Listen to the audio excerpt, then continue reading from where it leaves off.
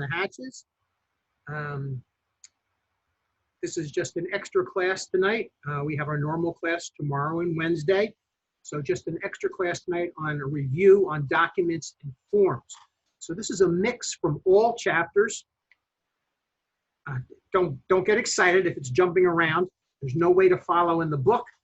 It's just a quick review of all chapters and the documents and forms that they correspond with different aspects of what we're going to do and how they apply to each other. Hopefully they'll connect well for the test, so it'll make the test a little bit easier. So the first thing we want to talk about is recording. Recording is the way we complete constructive knowledge or constructive notice.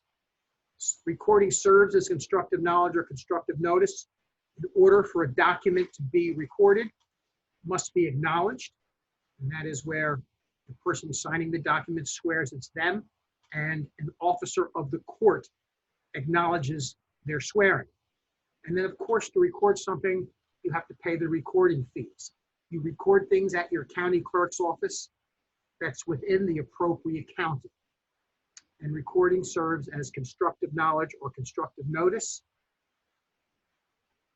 filed in the county seat. And again, remember, we are a caveat emptor state, which means buyer beware. So it's up to the buyer to find out everything they need to know about a property, including, does the person selling it to you really have the right to sell it to you? And one of the ways we find that is by hiring a title insurance company to do a title search to see what has been recorded. So again, recording serves as constructive knowledge or constructive notice. And that's different from actual knowledge or actual notice. Actual knowledge or actual notice is knowledge just between two parties that something happened. And the way constructive knowledge differs is when you have constructive knowledge, you have constructed a mechanism by which anybody can look up something, the records pertaining to a property. With actual knowledge, the only people know that something happened with a transfer of ownership or an easement is the two people who did it know among themselves, but the rest of the world doesn't know. So again, constructive knowledge or constructive notice is a higher degree than actual knowledge or actual notice. Next, we're going to talk about deeds. That's another document. A deed is a written instrument. You have to have a legal capacity of the grantor. That means 18, sane, and sober.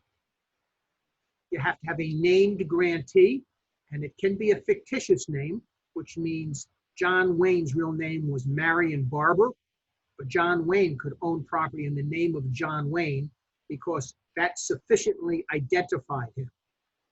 We also have to have a recital of consideration. What is changing hands of value? And when you have a specific kind of a deed known as a gift deed, the recital of consideration is typically for $1 plus love and affection. One of the reasons you need recital of consideration is because when there's a transaction, the deed is recorded, there's a realty transfer fee, and that realty transfer fee is based on the sales price. The deed has to have words of conveyance. That means some verb that indicates your desire as the grantor to sell or give or transfer the right to the grantee. So that word of conveyance could be grants, it could be sells, it could be vends, it could be donates, it could be gives, but some verb that indicates the grantor's desire to change ownership to someone else. The deed also has to have a habendum clause. A habendum clause is the clause that speaks to how much of an estate you have. Do you have a fee simple estate? Do you have a defeasible fee estate? Do you have a life estate?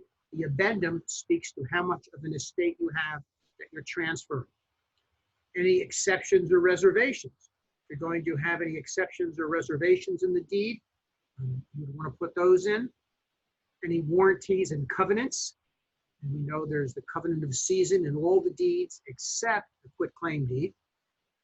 And a legal description, which is a metes and bounds description in New Jersey.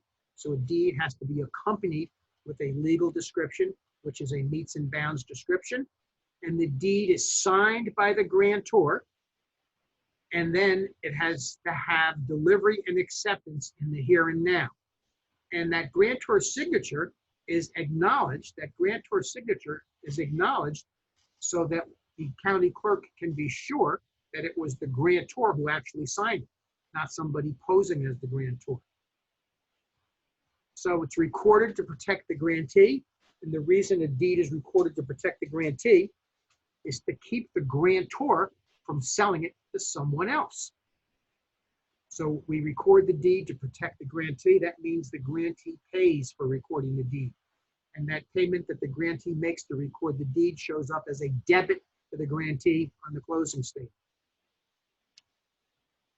Again, in order for that deed to be acknowledged, which protects the grantee, in order for that deed to be recorded, which protects the grantee, it has to be accompanied with an acknowledgement.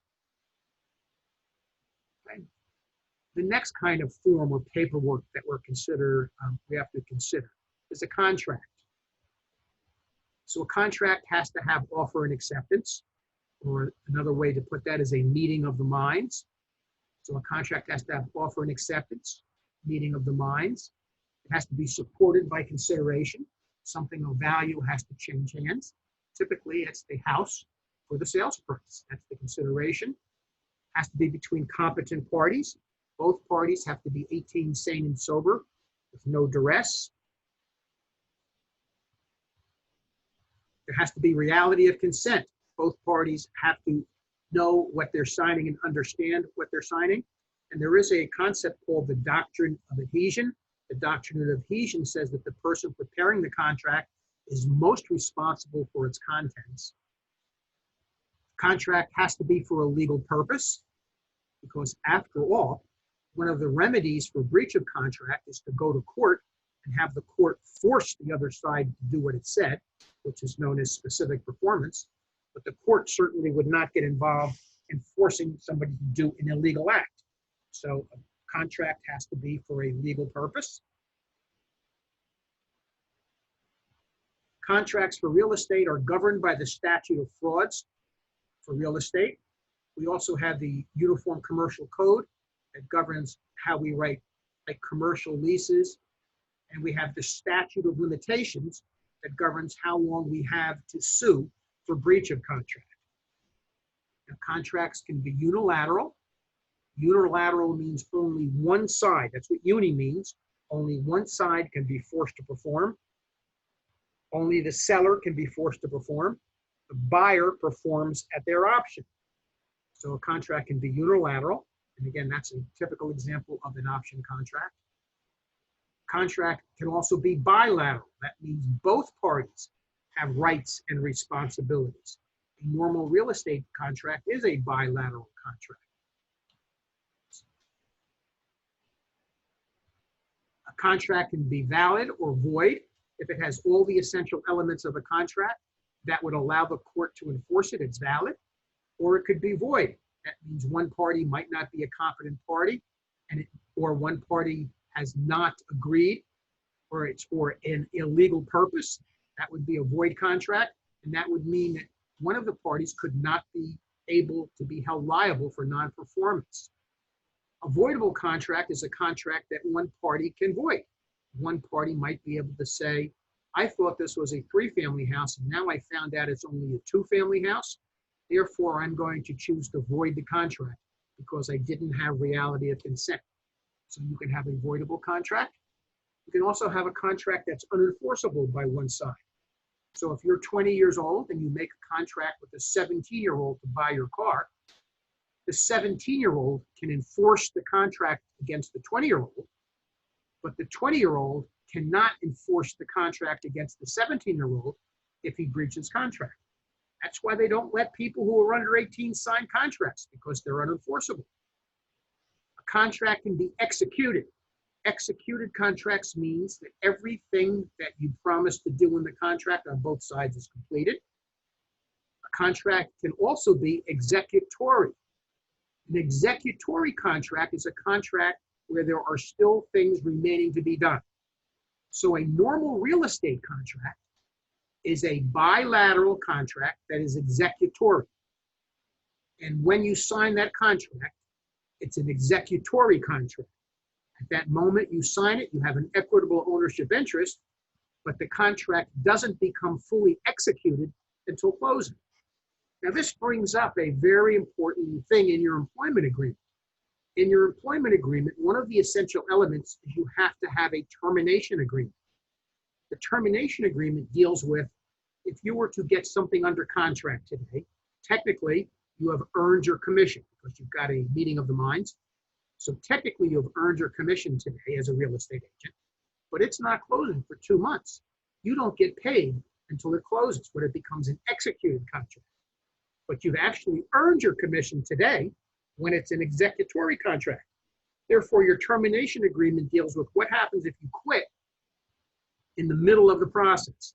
What happens if you leave your broker after you have an executory contract, but before you have an executed contract? Your termination agreement specifically spells that out, and it's a required element in the employment agreement. Listings. These are the main types of listings. This is the type I like the most. It's an exclusive right to sell. In an exclusive right to sell listing, the seller appoints the broker as their real estate agent. Salespeople are sub-agents of the broker. And no matter who is the procuring cause, the broker gets commission. So that means if the seller were to find their own buyer, the broker still gets paid a commission. That's why I like exclusive right to sell the best. And 95% of the listings in the MLS are exclusive right to sell. Now, the Real Estate Commission also orders all real estate brokers to cooperate. Cooperate means share information. Doesn't necessarily mean share commission. It just means share information. And from time to time, you will get a seller who says, I don't want you to share that information. They would have to sign a waiver of broker cooperation. And then the only ones who would know that that property was on the market was the office it was listed in. It wouldn't go into Zillow. It wouldn't go into Realtor.com. It wouldn't go into the MLS except for the office it was listed in. That's a waiver of broker cooperation in an exclusive right to sell listing. The next kind of a listing is an exclusive agency listing. In an exclusive agency listing, the seller reserves the right to sell their property themselves and not pay a commission. But if any broker is the procuring cause of the buyer, then the broker gets paid a commission. That's an exclusive agency listing. 5% of the listings in the MLS are exclusive agency listings. Many times builders use exclusive agency listings. And the purpose of a builder using it is the builder might have a trailer. And in that trailer, he's got an employee. And if a buyer comes to the trailer and buys, there's no commission. So a word of warning, if you ever have a buyer who's looking at new construction, most new construction is exclusive agency listing, which means the seller reserves the right not to pay a commission if they find their own buyer. So on an exclusive agency listing, you would want to be sure that you registered your buyer in with the seller, because buyers and sellers are always out there trying to cheat us out of our commission. So on an exclusive agency listing, you would want to make sure you registered your buyer with the seller. The next kind of a listing is an open listing. An open listing is a type of listing that's given to many brokers at a time, and 0% of the listings in the MLS are open listings. Why? Because that listing is given to many brokers at once. And if you allowed open listings, you might have the same property listed in the MLS 209 times. So an open listing is one in which whoever finds the buyer gets all the commission. So if I have an open listing in my office and another office finds the buyer, the other office gets all the commission. If I have an open listing in my office and the seller finds his own buyer, the seller doesn't have to pay a commission. So the way that differs from exclusive agency is in an exclusive agency, if any real estate agency is involved in finding the buyer, the seller has to pay a commission. He only doesn't have to pay if he finds a buyer himself. In an open listing, Whoever finds the buyer gets all the commission, whether it's one brokerage or another brokerage, or it's the seller, then they get all the commission. That's an open list. The next type of a listing, which is not allowed in New Jersey, is a net. In a net listing, what we say is that anything you get over a certain amount of money, anything that you get over a certain amount of money, you can keep as a commission. So a seller might say, sell my house, anything you get over 100,000 is your commission. That means if you get 102,000, your commission is 2,000. If you get 150,000, your commission is 50,000. Those types of listings are not allowed in New Jersey. So what kind of listings do we have in New Jersey? Exclusive right to sell. That's the kind I like the best. Exclusive agency. That's the kind builders like the best. And open listings. We're not allowed to have net listings. Now, some of the required information that's on a listing agreement is the expiration date. All listings have to have an expiration date when they end. All listings have to specify the commission, and the commission doesn't have to be a percentage. It can be a flat fee. It can be, I once took a commission of a car for the commission. So the commission has to be agreed to between the seller and the broker, but it can be anything. The terms of the sale, are you going to accept cash and conventional and FHA? Are you going to hold a mortgage? So the terms of sale should be included. The parties, and the parties would be the broker and the seller. Those are the parties. A description of the property, and typically an address and a lot size are sufficient for the description of the property. We have to include an Attorney General's memorandum against discrimination. Anytime anybody signs a listing agreement, they have to get an Attorney General's memorandum against discrimination. Those are the essential things in a listing agreement. You can have many other things, but those are the essential things. Next thing is mortgages. So remember, a mortgage is a piece of paper that the borrower, who is typically the buyer, that the borrower gives to the lender. So the borrower, the buyer, is giving a mortgage. That's not the way people say it on the street. They say, I'm going to the bank to get a mortgage. But that's the exact wrong thing, because in a mortgage, the borrower gives the mortgage. The borrower gives a document to the lender that hypothecates or pledges that asset, the house, as a security for a debt. So a mortgage needs to be in writing. The parties to the mortgage, that means the mortgagor and the mortgagee, have to be 18, sane, and sober, and have the legal authority to hypothecate the property if they're the borrower. A mortgage also has a legal description. A legal description is a meets and bounds description.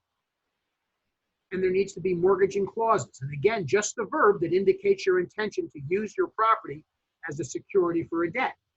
So the mortgaging clause could be hypothecates, it could be pledges, it could be secures, or any other verb that indicates your intention to use your house as a security for a debt. Because if you think about it, a bank doesn't want to lend you $500,000 because they like you. They want to lend you $500,000 because if you don't pay them, they can take your house. And the mortgage is what allows them to do it. A mortgage, by the way, is a voluntary specific lien. There also needs to be a statement of debt, how much you're borrowing from the bank. There needs to be a mortgageable estate. So if we have a freehold estate, like a fee simple estate, we can mortgage that. But if we have a leasehold estate, like a lease, that's not a mortgageable estate. You wouldn't want to have somebody who is renting a property from you be able to sign a mortgage and then lose your property because they didn't pay back the lender. So on leases, that's not a mortgageable estate. You have to have a freehold estate. There needs to be foreclosure provisions. In New Jersey, we foreclose under the New Jersey Fair Letters Foreclosure Act. And foreclosure in New Jersey is a judicial process, and it's also known as a strict foreclosure state. It takes about 4 years to foreclose in New Jersey. And a mortgage has to be voluntary delivery and acceptance. Again, a mortgage is a voluntary, specific lien.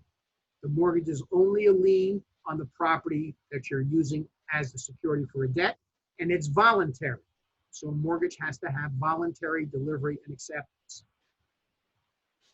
And in order for the mortgage to actually serve as a lien, it needs to be recorded.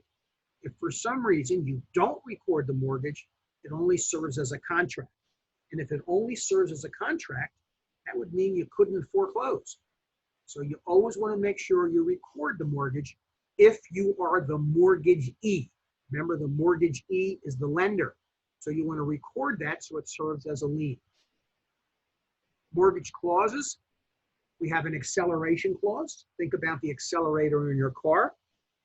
An acceleration clause says that if you do certain things or don't do certain things, instead of the mortgage being due in 30 years, it's due right away. A type of acceleration clause is an alienation clause, which means if the property changes owners, that's alienation, and the mortgage is due via the acceleration clause. Another type of alienation clause, by the way, is a due, D-U-E, a due on sale clause. Mortgages also have a defeasance clause. Defeasance clause states that once you pay back the lender, they no longer have the ability to take your house away from you. So there has to be a defeasance clause. What happens when you pay them off? Sometimes mortgages allow subordination. Remember, the priority of a mortgage, who's in first on a mortgage, who's the first mortgage, is determined by time and date of recording. So a mortgage recorded 10 years ago is in first priority. One recorded today would be in second priority, would be a second mortgage. But sometimes that second mortgage, the one that's recorded today, may need to be in first position in order to make the lender feel that the risk is appropriate. And then you would have to ask the one that was recorded 10 years ago, that was actually, in fact, the first mortgage, to agree to change position. And they changed position via a subordination agreement. Now, the old mortgage that was recorded 10 years ago goes to second position, and the mortgage that was just recorded today goes to first position. And again, the person who had that first mortgage doesn't have to do this. But if they agree to do it and go into second position, that would be a subordination. In a mortgage, you also have a covenant to pay taxes. In some mortgages, the taxes are paid outside of your normal monthly payment. In most mortgages, your taxes are paid within your monthly payment because the lender escrows 3 months of your taxes in advance to make sure they always have the money for it. But if that money is not being escrowed and you're supposed to pay it directly, there's a covenant that you pay your taxes. And if you don't pay your taxes, they accelerate your loan. So if you don't pay your taxes, they accelerate your loan. Why? Because unpaid municipal taxes automatically jump to first position, whether they are recorded or not. Unpaid municipal taxes jump to first position. So if you have a mortgage loan and you don't pay your taxes, even though the loan itself is in first position, the unpaid taxes jump into first position automatically, and it puts your lender at risk in case there's a foreclosure.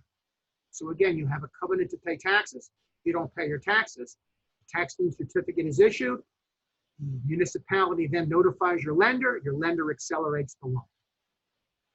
You need to have insurance on your property, because if the property were to burn down, and by the way, I had one of my listings get struck by lightning last week. So if your property was to burn down, then the insurance proceeds would first go to the lender to pay the lender off. So you've got to maintain insurance on your property. If you don't maintain insurance, typically what the lender will do is get a forced insurance policy. So they'll pay for it, they'll lay out the money, but they'll accelerate your loan because now you're in violation of your insurance clause. The next thing is a good repair clause.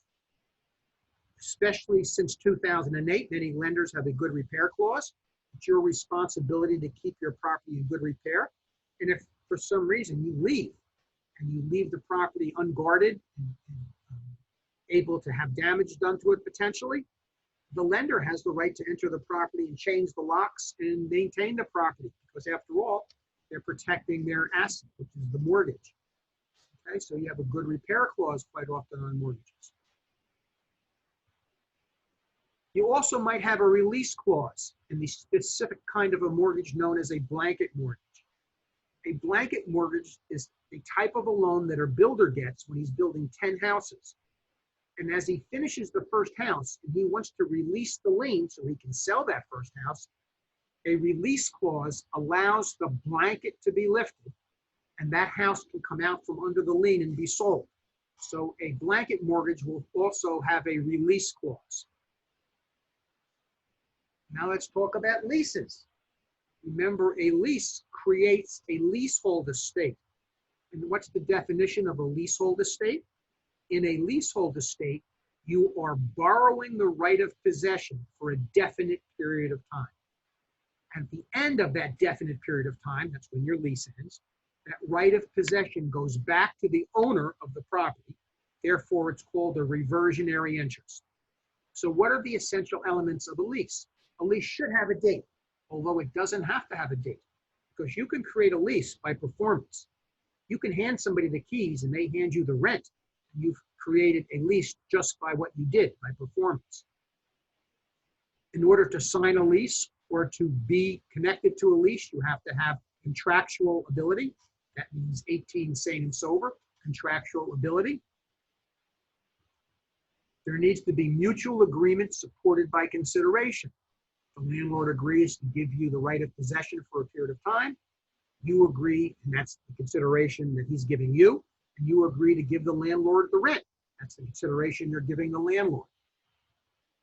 There needs to be a description of the property that would sufficiently identify it in case you have to go to landlord-tenant court or for other important purposes. Sometimes in a lease, it specifies the use of the property. Property might only be able to be used as residential, can't be used as an office. So in the lease, it should say what the use of the property is. In order for a lease to be enforceable, it has to be for a legal purpose. And we talked about that before. You wouldn't be able to go to the courts, for instance, to evict somebody because you made a lease for them to grow marijuana in New Jersey, because marijuana is illegal. Therefore, that wouldn't be a valid lease because it wasn't for a legal purpose. And then you need to have the signatures of the parties on a lease. But if you don't have the signatures, you need to have performance. In other words, you hand the tenant the keys, and the tenant hands you the rent and moves in. That's created a lease. Non-essential elements of a lease that certainly could be in the lease. A lease may be recorded, but in order for it to be recorded, the signature of the lessee and the signature of the lessor must be acknowledged.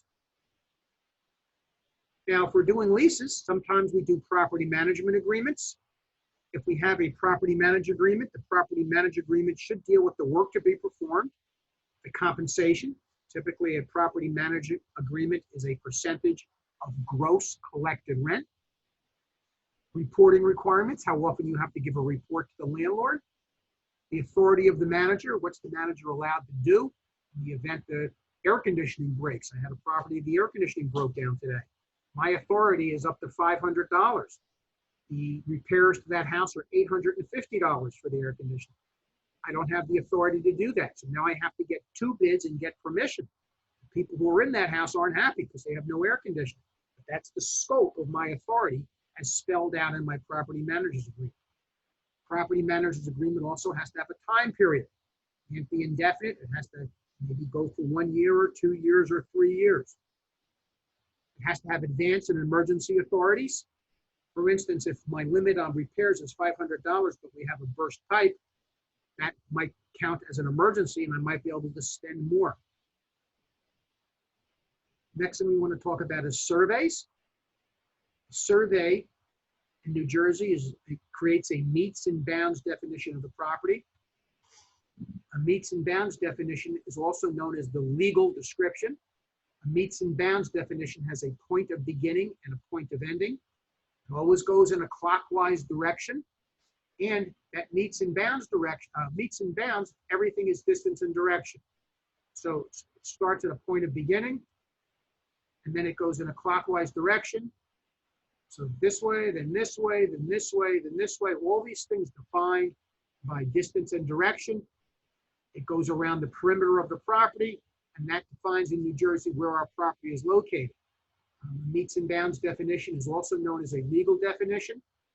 In a meets and bounds definition, we might have benchmarks.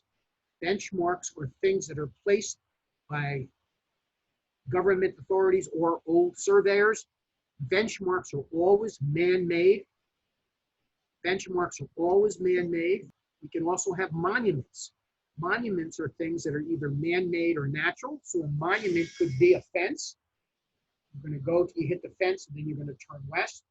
Or a monument can be a tree. It can be natural. So benchmarks are always man-made. Monuments are man-made or natural. We also have a datum in a survey. That's a relative point of elevation, because in New Jersey, properties go up and down. A survey looks for encroachments. That's when part of your real property is on your neighbor's property, or part of your neighbor's real property is on your property. In other words, your neighbor's fence is on your property. That's an encroachment.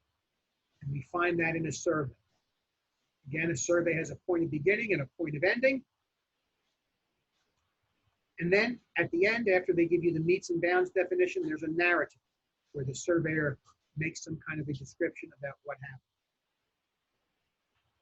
As far as what is the highest definition of where your property is, it's meets and bounds. The next level down in the hierarchy is your lot and block. Your lot and block is used by your tax department, and your lot and block would be used in a condo to refer to the unit deed. In a condo, remember, you have a unit deed that refers to a master deed.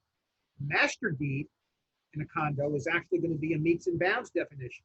The unit deed is going to have a lot and block number. And the least descriptive way to describe where your property is the street address. All that is a way for the post office to know where to deliver your mail. It has no legal authority at all. So the narrative survey with the meets and bounds is the highest in the hierarchy of where your property is located. Tax description, lot and block is next down the list. And the least descriptive, as far as legality is concerned, is your street address. Now, before you start work with your broker, you're going to have to sign an employment agreement. And I am always surprised at how many people have not read their employment agreement or do not know where their employment agreement is. A lot of important things in your employment agreement. First of all, what's your compensation? What pay are you going to be paid? Are you going to be on a split? Are you going to be on a flat fee? What's your compensation? The next thing is a promise to pay within 10 days. The broker promises to pay you commission within 10 days of receiving the check. So you get a promise to get paid within 10 days when you bring a commission in. Remember, you bring the commission in, you hand it to your broker deposits it, and he has 10 days to pay. Another very important part of your employment agreement is your termination agreement. We talked about that a little earlier tonight. You get a contract signed today. You have an executory contract. You have earned your commission today, but you don't get paid your commission until it closes. When it closes, you have an executed contract. Your termination agreement speaks to what happens if you get that contract signed today and you quit tomorrow before it's closed. How much of your commission are you going to get paid? And every broker has a different schedule for the termination agreement. You want to make sure when you go to work for somebody that you are aware of what yours is. The next thing is an agreement that any written agreement in your employment agreement takes priority over any oral or verbal agreements. So if you go to work for a broker and it says your commission is a 50-50 commission, and you go to your broker one day and say, hey, on my next deal, would you mind, since I'm buying it for myself, that I get to keep all the commission? And your broker says, yeah, sure. And then you go ahead and close, and your broker finds out that you weren't buying it to live in, you were buying it as an investment. Well, your broker might decide that he doesn't want you to have all the commission. It's not fair to him or her. So if there was a dispute, whatever your employment agreement said in writing would take priority over what was verbal. Very important. The lesson to be learned here is get everything in writing. Everything in writing. The next thing is agency relationships. And this is a very misunderstood chapter in the book. Remember, you can have a travel agent, you can have a sports agent, you can have an entertainment agent, or you can have a real estate agent. If you are going to be a real estate agent, remember, it is the broker who is the agent. Salespeople, which is what license you guys are going for, is a sub-agent of the broker. What makes those people sub-agents of the broker is the employment agreement. Now, when you meet a person, that means somebody who does not have a real estate license, you have to kiss them. You have to give everybody a kiss. C-I-S, kiss. You have to give them a consumer information statement, and you have to declare your relationship. Are you going to be acting as a seller's agent, which would mean buyers were your customers and sellers were your clients? Are you going to be a buyer's agent, which would mean buyers are your clients and sellers are your customers? I have a question. Yep, go ahead. Is CIS going to actually be something that we need to know? You Yeah. know, like consumer information survey, are they going to ask us, do we know what CIS is? Or are they going to ask us what KISS is? What's the timing of disclosing? And the timing of disclosing it is at your first face-to-face meeting, or if you talk on the phone before your next phone conversation. And if you mail something, you have to mail a copy of it along with your whatever you're mailing to people. And that's so that buyers and sellers know whether you're going to act, whether they're going to be treated as customers or clients. Because if they're a client, you owe them old car, obedience, loyalty, disclosure, confidentiality, accountability, reasonable care and diligence, old car. If they're a client, you owe them old car. If they're a customer, you owe them honesty. That's all you owe them if they're a customer. So a seller's agent, the seller is your client, the buyer is your customer.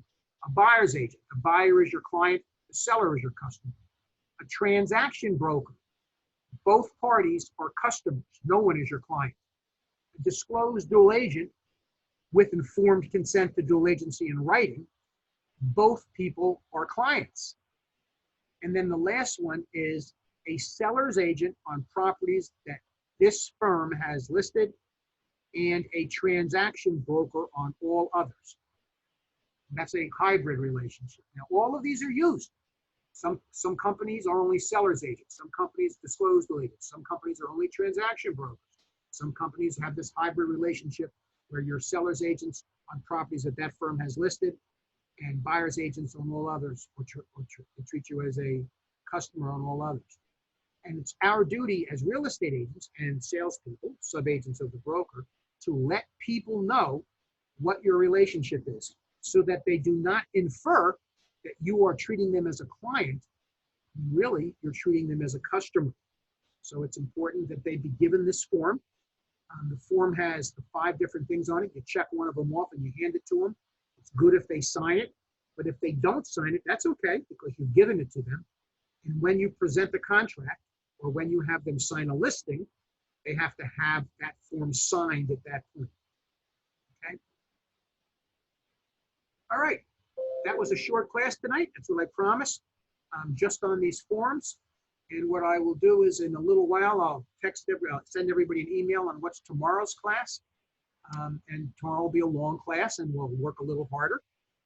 We got a chat question here. Let's see what it is. Can't hear anything. I hope people were able to hear. Did everybody get to hear? Send me a message. I hope we did not hear anything. I'm sorry that somebody wasn't able to hear. I hope you were able to finally get on. Sorry about that. All right, so that was the only question we had. So we'll see you guys tomorrow night, and I'll send you in a little while exactly what's going to be in tomorrow night's class. This I'll record and I'll post.